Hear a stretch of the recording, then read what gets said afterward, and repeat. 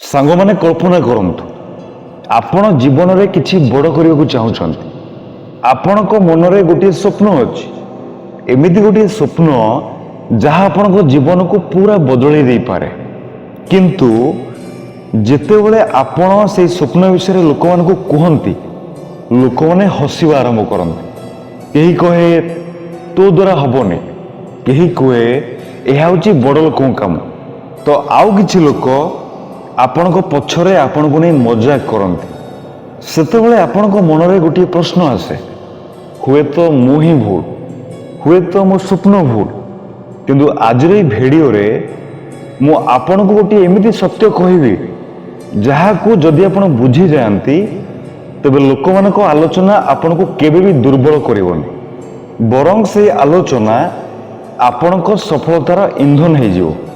କାରଣ ଏହି ଦୁନିଆରେ ଗୋଟିଏ କଥା ସଦା ସତ୍ୟ ହେଇଥାଏ, ଯେଉଁମାନେ ଭିଡ଼ରୁ ଅଲଗା ଚାଲନ୍ତି, ସବୁଠାରୁ ଅଧିକ ଆଲୋଚନା ସେଇମାନେ ହିଁ ସହନ କରନ୍ତି, ଆଉ ସେଇ ଲୋକମାନେ ଗୋଟେ ଦିନ ଇତିହାସ ରଚନ୍ତି। ତେବେ ସାଙ୍ଗମାନେ ଚାଲନ୍ତୁ ଡେରି ନକରି ଆଜିର ଏହି ଇଣ୍ଟରେଷ୍ଟିଂ ଭିଡ଼ିଓକୁ ଷ୍ଟାର୍ଟ କରିବା। So let start the video. ଗୋଟେ ଗାଁରେ ଜଣେ ପିଲା ଥିଲା। ସେ ତା ଜୀବନରେ କିଛି ବଡ଼ କରିବାକୁ ଚାହୁଁଥିଲା।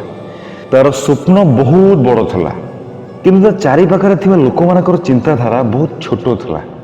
ସେ ଯେତେବେଳେ ବି ନିଜ ସ୍ୱପ୍ନ ବିଷୟରେ କହୁଥିଲା, ଲୋକମାନେ ହସିବା ଆରମ୍ଭ କରୁଥିଲେ।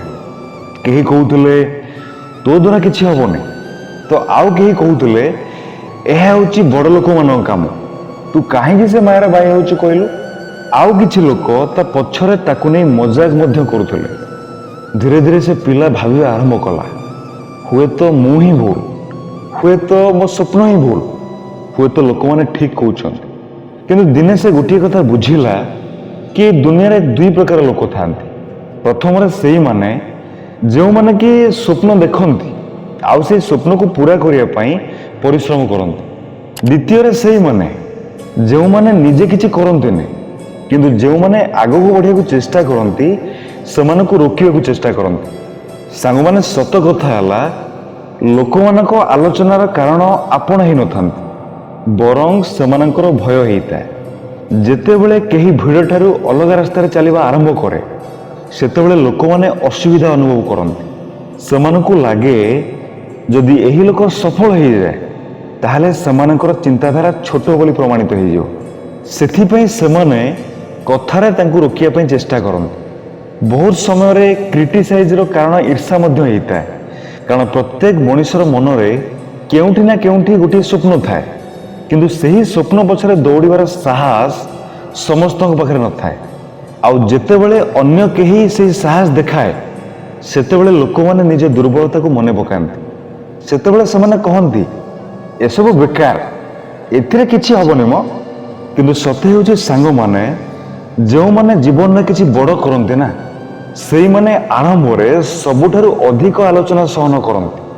ଇତିହାସରେ ଯେତେ ବି ମହାନ ବ୍ୟକ୍ତି ହେଇଛନ୍ତି, ସେମାନେ କେବେ ନା କେବେ ଲୋକମାନଙ୍କର ହସ ମଜାକ ଆଉ ଆଲୋଚନାକୁ ସହିଛନ୍ତି। ଯଦି ସେମାନେ ମଧ୍ୟ ଲୋକମାନଙ୍କ କଥାକୁ ଡରିକି ରହିଯାଇଥାନ୍ତେ, ତେବେ ଦୁନିଆରେ କେବେ ବଡ଼ ପରିବର୍ତ୍ତନ ଆସିନଥାନ୍ତା। ସାଙ୍ଗମାନେ ସେଥିପାଇଁ ମନେ ରଖନ୍ତୁ, ଲୋକମାନଙ୍କର କଥା ତ ସବୁବେଳେ ତେଜ ରହିବ, କିନ୍ତୁ ଆପଣଙ୍କ ମନର କଥା ତାହାଠାରୁ ଅଧିକ ଶକ୍ତିଶାଳୀ ହେବା ଦରକାର। କାରଣ ଯଦି ଆପଣ ପ୍ରତିଥର ଲୋକମାନଙ୍କ କଥାକୁ ଶୁଣିକି ରହିଯିବେ, ତେବେ ଆପଣଙ୍କ ଜୀବନ ଆଉ ଆପଣଙ୍କର ହିଁ ରହିବନି। ସେହି ଜୀବନ ଲୋକମାନଙ୍କର ମତାମତରେ ଚାଲିବ। ଆଉ ଏହି ଦୁନିଆର ସବୁଠାରୁ ବଡ଼ ସତ୍ୟ ହେଉଛି, ଏଠି ଲୋକମାନଙ୍କର ମତ ଖୁବ୍ ଶୀଘ୍ର ବଦଳିଯାଏ। ଆଜି ଯେଉଁମାନେ ଆପଣଙ୍କୁ ନେଇ ହସୁଛନ୍ତି, ସେହିମାନେ କାଲି ଆପଣଙ୍କୁ ପ୍ରଶଂସା କରିବେ। କିନ୍ତୁ ସେଥିପାଇଁ ଆପଣଙ୍କୁ ଗୋଟିଏ କାମ କରିବା ପାଇଁ ପଡ଼ିବ, କି ରହିବାର ନାହିଁ। ସାଙ୍ଗମାନେ, ନିନ୍ଦାର ଉତ୍ତର କଳି ଝଗଡ଼ା କରିକି ଦିଆଯାଏନି, ବରଂ ନିନ୍ଦାର ସବୁଠାରୁ ବଡ଼ ଉତ୍ତର ହେଉଛି ଆପଣଙ୍କ ସଫଳତା।